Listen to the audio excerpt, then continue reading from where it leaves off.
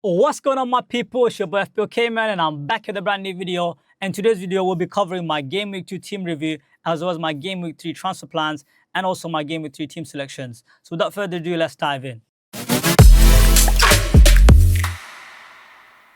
Game Week 2 was a somewhat success. Your boy had overall 54 points, somewhat above average, a little bit of a green arrow. I think I was around 6 million in Game Week 1. Now your boy is around 5 million. It's a small progress, we take that. We gotta be, grateful. So alhamdulillah for that. It's a green arrow. It is what it is. There are quite a few things to discuss. First and foremost, like how unfortunate is it the fact that the week I back against Thanos, your boy Salah, that my captain Saka, who is a differential captain, by the way, not many people own. As you guys can see, the star is there and he's only 21% EO. To get that much of a differential captaincy and for that player to pick up an injury in the 53rd minutes, where he scored a goal before the first half ended, and for him to pick up an injury around the 53rd minutes, that's just, you can't write this up. Extremely, extremely disappointed the fact that he didn't get at least 60 minutes, because that would have meant I would have got extra 2 points for the appearance, as well as the fact that obviously some clean sheet points as well, combined with potentially some bonus as well.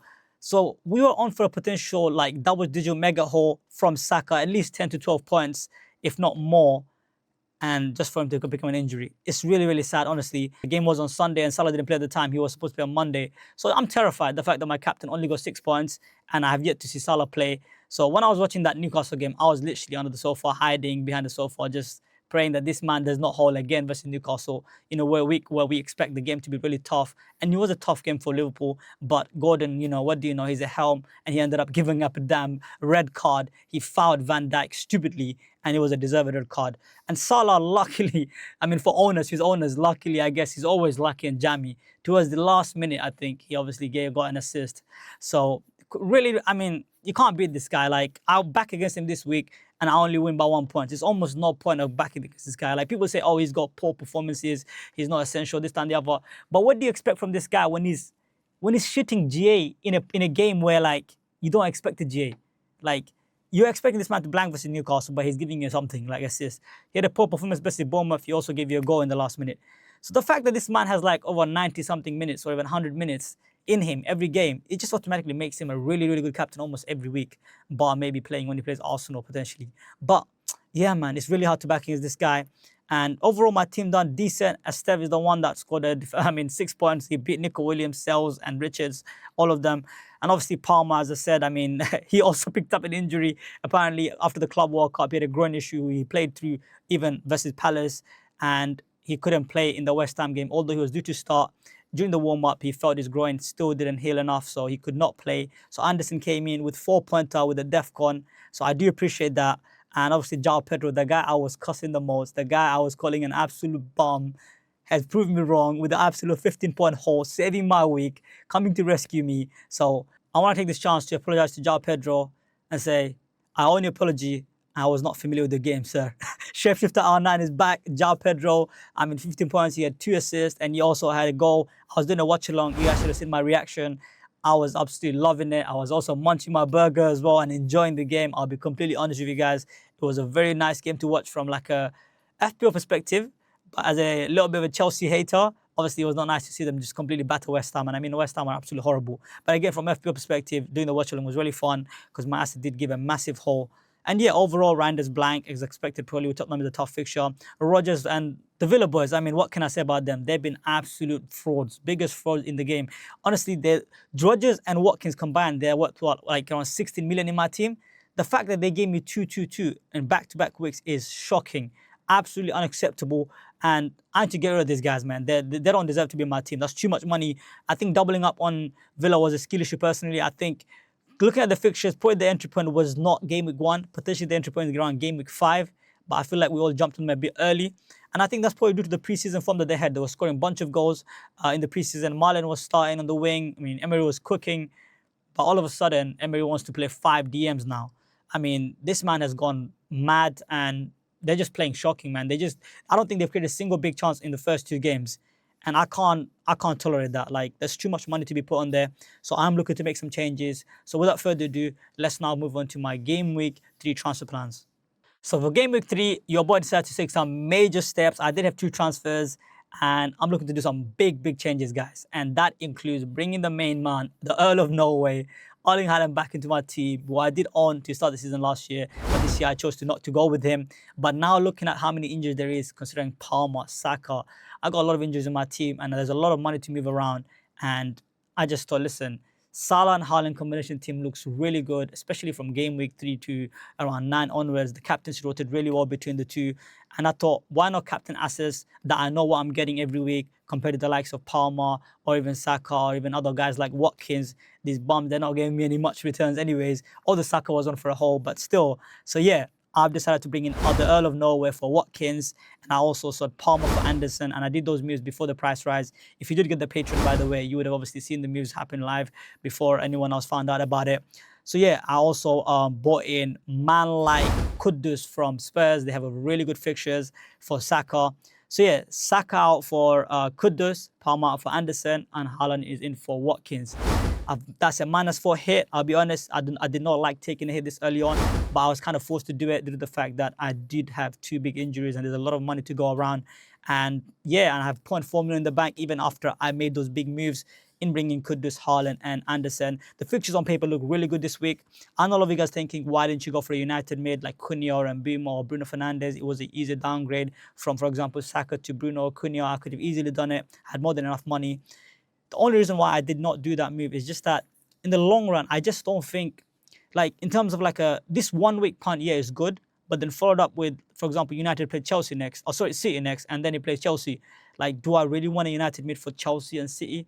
It's not very ideal. Whereas Kudus has got Bournemouth, he also has Wolves, he also has Brighton. Like, he's got really good fixtures even for the next 5 weeks that I could play him. So I think long term it makes sense, and I do think the way Frank is playing, that Spurs attack is more functional compared to United attack. I really can't see where the goals are coming from United. It's really unpredictable. The style of play from Amaram, I'm not a big fan of it.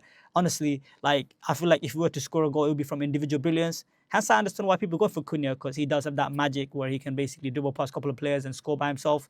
Same with Mbeumo as well. So I understand. I mean, listen, there's not much difference between Mbeumo and Cunha, but I just want to see more from United. I just want to see something that's working. There's a system that works, that's clicking, and that I can somewhat predict whether maybe goals are going to come from. But at this moment in time, I do not know who's going to score. It could be one of the centre-backs, it could be one of the midfielders, or it could be a Sesko. It could be anyone at the moment in time. I really don't know what Amarim is doing, honestly. So because of that unknown and the fact that the fixture is only good for game week 1, and then they followed up with Chelsea and City, and in my Haaland and Salah draft, I'm not going to captain them, it really doesn't interest me. So I'm just choosing to maybe swerve them a bit. Look, it hurts me as a United fan, but it is what it is. I am swerving them at the moment in time, and I'm going with Kudus as well as Anderson. Anderson is good for DEFCON, and it does give me a lot of money in the bank to be able to maneuver around and make some changes. I know earlier I mentioned I have 0.4 million in the bank. I actually have 3.4 million in the bank, which I could use come game week 4 and obviously upgrade Krupi Jr. to Mateta, where I do not have to be, playing Anderson or Reinders every single week. So that is a planned transfer I booked in. Hopefully he doesn't get injured come game week 4. So yeah, overall, I do like this structure and the team, how it's looking right now with Salah and Haaland and the captaincy assurance, obviously. So in terms of the lineup in game week 3, your boys lining up with Sells as well as Richard, Konsa and Williams at the back. The Forest Boys does have really good fixture as they did in game week 1 as well, and unfortunately they did not keep a clean sheet. Hopefully they can finally reward me this week, where they play West Ham and we're looking absolutely shocking. They don't look like they will score a goal versus anyone. And Konsa, who plays Palace, a bit of a tough fixture for them. And I'm also playing Richard. I'm hoping potentially Richard might get a DEFCON, and I'm hoping maybe Villa keep a clean sheet. So I'm backing Villa again. But yeah, it's kind of scary to back Villa right now, the way they're playing. So yeah, maybe I'll probably play Anderson. But again, I also have an attacker who's playing in João Pedro versus Fulham. So it's not ideal, but listen, it is what it is. I do have the Forest Boys good fixtures anyways. And moving on to the midfield, I have Anderson, which is my new transfer in, by the way, who plays West Ham at home. I do like that move. And you also have Salah, who's got Arsenal at home. Not ideal, but yeah, still that's a home fixture. And you got Kudus who's playing Bournemouth at home. Decent, it's a good home fixture as well. Same with Rodgers playing Palace. I'll finally can get me something. And I have Reinders playing Brighton away, and I have João Pedro with Fulham at home and Haaland with Brighton away. I do have the captaincy armband on Haaland. To be honest, this week I'm not really going to do much more in-depth analysis in terms of captaincy because there's not many very good options anyways. I think you either captain a United mid or potentially even, I guess Salah is a captain every week, but I do think Haaland is the standout captain this week. So in terms of analysis, there's not much to it. I think he has a really good record versus Brighton, and Brighton did concede 2 goals versus Everton, and their defense don't look that great. I've never really rated their defense anyways, but overall I do think Haaland could definitely feast in this fixture, and historically speaking, he done really well versus them anyways. The team looks really strong on paper. I mean, obviously, I'm missing a United asset. Don't get me wrong. I think it's a really nice fixture that I'm missing out on in Burnley. However, I just don't know which is the right pick to go at the moment, and I'm not sure where the goals are coming from, as I said. So I'm looking to swerve them, and I'm looking to back Spurs team with a really good fixture from game week 3 to game week 7. And on bench, I have Dubravka, who's going out to the way with Anderson, Chelsea away, and Steb and Krupi Jr. As I said, I'm looking to upgrade Krupi Jr. to a Mateta come game week 4, but hopefully there's no injuries or any other issues with my team where I can definitely do that transfer where they play Sunderland as well as West Ham. Anderson versus Richard is a dilemma. Potentially I need to consider who to start because I have Rodgers playing versus Palace and also Konsa, and I also have João Pedro playing versus Fulham. So it's a bit of a dilemma there. I feel like Anderson is good for DEFCON. Maybe I'll just go with Anderson and bench Richard, or maybe I'll play Richard, who's also maybe somewhat decent for DEFCON as well. But yeah, it's a bit of a small dilemma, but I'm not going to overthink too much about it. Overall, the team does look good. I do like the new addition of Haaland as well as Kudus and Anderson. Look, Haaland, I did say he always overpriced, but due to the fact the lack of enough options within, I guess, even in forward or even in midfield, I do think Haaland is probably one of the best options. I know people are going to say there's Ekatike, Watkins and whatnot. Watkins has been really disappointing. Although Ekatike has looked good, I'm not sure if Isak is going to sign. And if Isak does sign, then what happens? So I just don't want to go to the unknown. I mean, there's also Richarlison as well. A lot of people might mention. But again, when his form drops, Solanke comes in. And due to Champions League, there also could be rotation. I just think Kudus has more minutes. Although his goal threat might not be as high as Richarlison, for example, I do like him for minutes. The fact that he's also on some set pieces. And the fixture is just too nice to turn it down, to be honest with you guys. And Rodgers, I mean, I'm just going to have to deal with him. He's got good fixtures coming up. How can I sell him? I'm just going to have to farm and hope that he returns finally. So yeah, the team is looking really good. Let me know what you guys think.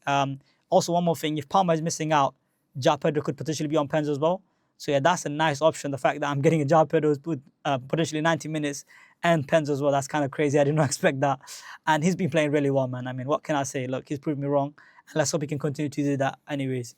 So yeah, let me know what you guys think in the comment section below. Make sure to smash the like button, leave a subscribe. Make sure to get the Patreon for Peer Plus as well. And make sure to tune in to my deadline stream. And I'm going to see you guys in the next one. Peace out.